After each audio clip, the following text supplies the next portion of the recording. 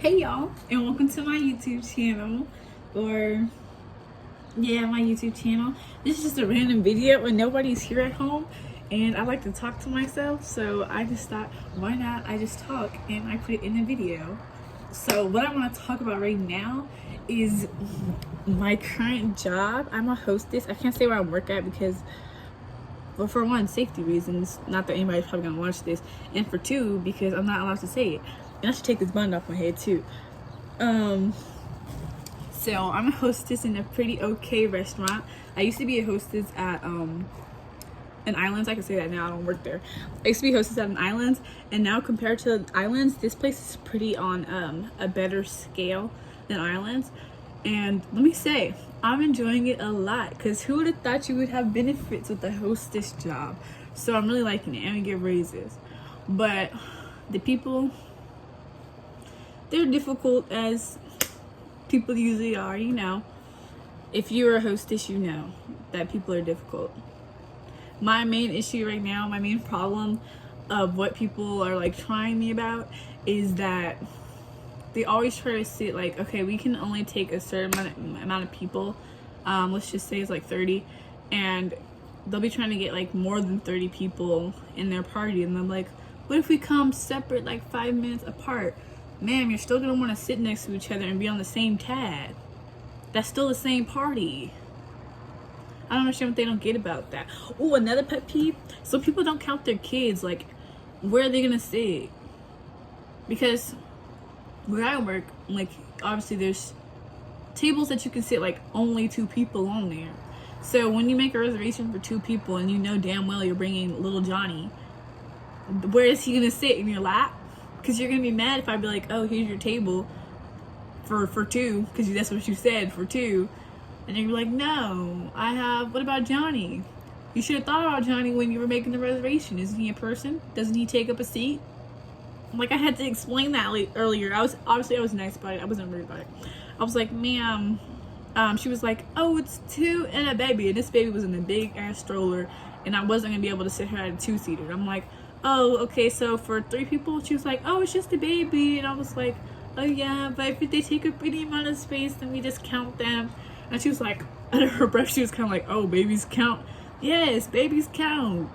If you're not carrying it, if it's not one with you, they count. They take up space. Your child is a person too. They are also a human, no matter how young. So that's a pet peeve.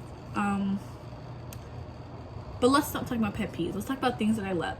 I love meeting the people at the job, and I like talking to people because I like to talk. I love to run my mouth. I like to talk about things that don't matter.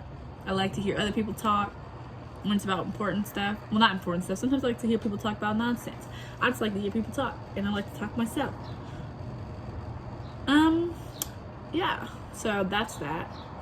I've been trying to get into reading more, because I do like to read. My bookshelf's really up here on top of the closet. And I like to read a lot, but here's my ply and here's my issue. I buy cheap books because I'm cheap and I'm stingy and I don't want to spend my freaking money. And then when I read the cheap book, I'm mad that the book is cheap and and the book isn't written well, when obviously that's, come on now. If the book was $1, okay, let me let me give an example. I bought this book called The Chrysalis from the Dollar Tree. Don't judge me. Don't judge me. I bought it from the Dollar Tree because I buy books from everywhere, because you never know when you'll get a hitter, you know? So I bought the book and I was reading it, and I was really trying to give this book a chance, y'all. I was reading it. I was like, because it was pissing me off already, the writing style, but I was like, I'm going to stick with it because, you know, yeah, it's not like a writing style that I like, but the story itself, core story, could be good. But even the core story was just weird, like, because like the main character was doing stuff that you'd be like, okay, you just have to be a certain amount of stupid to even do that. Like, how did we even get to the point that this story even starts without some stupidity? And plus, there was just some random stuff in there. Like, what? Like, there was this one part where he was like, me and my wife don't have really loving sex or whatever. It's always, or something like that, and it's not loving or something like that. That's what he said in the story. And it was just really random. It made me feel really awkward. And then I tried to keep on with it after that, but it still wasn't working. So that's my ply. I buy cheap books, and then I'm mad that they aren't as good as they would be if you bought them from like a more established author who's been writing for a longer time. So obviously I bought more books that are more. I went to Barnes and Nobles. I had a gift card. I went to Barnes and Nobles and I picked up a book. I bought Coraline and Full Dark No Stars by Stephen King, and you guys know Coraline is by Neil Gaiman. I love Coraline. The book, the writing style also wasn't for me. And another thing that I noticed, I was like, why is his name bigger than the title of the book itself? Whenever authors do that, I'm like, okay, because he's had quite a few works. You know, he made Good Omens that also got a show of its own. We know Coraline has its animation, so obviously he has quite a bit popular works. So his name is already kind of known. So I don't understand why he needs to put his name so big on the freaking book. But that's another issue. I just don't understand why authors do that. I feel like it makes it seem like you're only after the money and the recognition when you do that. And of course you want recognition for your work, but when he's already like an author that has pretty established works and that have transferred over to other medias, I don't understand why you would like make your name so big, because it comes off kind of like you don't really care about your work, more about your name being on the work or being associated with. How do I say this in a way that makes sense? I feel like you guys probably get what I mean. Just that when you put your name bigger than the work itself, it just seems like you're doing it only for recognition. And I guess that's not an issue, so I guess I should just shut up. Maybe I don't know what I'm talking about. But anyway, Coraline, I actually really enjoyed it. But I think that if I did not know the core story, I probably wouldn't have kept reading it, because the writing style really wasn't for me. I don't know, it felt a little choppy, but then again, that is one of his like earlier works, so maybe I'm misjudging it off of something previous. And I'm just a picky reader. I love really specific things. And the thing is, you think I read fan fictions as well, so you would think that I wouldn't be so picky, but you're surprised by you'd be surprised by the quality of work that fan fiction authors put out. And after reading like fan fiction for years, I know people will probably think, oh, then your standards for reading are low. I feel like honestly it's made it higher, because these are people who are not necessarily published, to my knowledge, that have made works that have moved me emotionally. I like the writing style and I felt connected to. Maybe that's because it was already with established characters. Maybe that's why, but I don't necessarily think that's the case. And then move on to the other book that I got, Full Dark No Stars, Stephen King. I like it. Okay, I like it. Here's my reply. I like it. I'm gonna say there's nothing wrong with it. It's a book full of short stories, if you guys don't already know. It has 1922, A Good Marriage, Truck Driver, Big Truck Driver, something like that.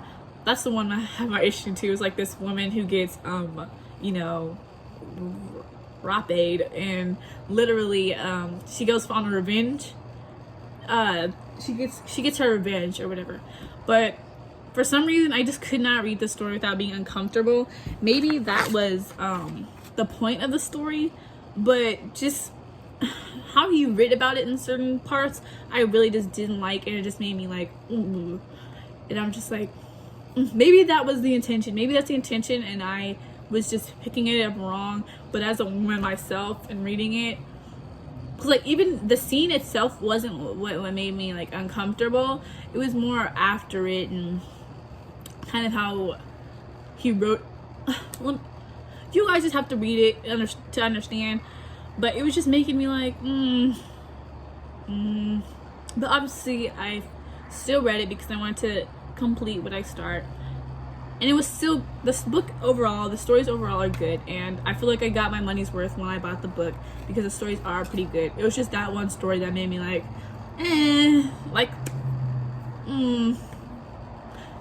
But maybe that's just me. Maybe that's just because I'm being squeamish or something. And for the right audience, that was good for them. Let's see, what else should I talk about? Oh, you know what else I can talk about? My favorite movie is The Princess Bride. A lot of people have heard of it or heard references of it, but a lot of people surprisingly haven't seen it. They just like know the references, but they haven't really seen it. But that's my favorite movie, and here's my thing that I'm troubled with right now. I want merch for it, obviously. I want merch for it, but that movie came out in the 80s. It's older than me, and buying merch for it is extremely difficult because the fandom is not necessarily alive. Like, it doesn't have a huge following that keeps up with it, and it obviously doesn't have any new works and all that. And the actors and actresses who were in it are also pretty old right now, so it's like, and they also have other pretty established works after The Princess Bride, so they have no need to really just hold on to that work. So it's really hard to get like merch for it, and also just merch. Yeah, just merch. And I want merch. Like, I have most of the merch for it off of Amazon. Most of the merch we see, I like have it. I have the pop figures, not for Fezzik, because you know he's also a wrestler, not just an actor. He was only an actor for the movie. So since he's also passed away, rest in peace, his pop figure is a little more expensive. I could probably buy it. I'm so cheap. And those ones were for gifts. Like, most of those were for gifts. I keep looking up because that's where I'm looking at the collection of my merch for The Princess Bride. I just have the pop figures of Buttercup and Wesley, and I also have a few card playing games of it, and I have a necklace full of iocane powder. Not iocane powder, but it's like a necklace that is iocane powder, if you get what I mean. And yeah, and then like a little pendant, Princess Bride pendant. And I also have a behind the scenes of the book. I also have a Princess Bride themed tattoo. Hold on, let me show you. See, it's right here. Oh goodness, can you see it? That's that. You guys see me in my undies. But I also have a Princess Bride tattoo. And that's that. What else should I talk about? I don't know. I think that's all for myself. I think I'm going to start making videos and just posting them, because I talk to myself a lot, and why not talk to myself and upload them? Because maybe somebody will relate. Probably not. Probably nobody's going to watch this video, but that's besides the point. Well, goodbye. Thank you for coming to my TED Talk.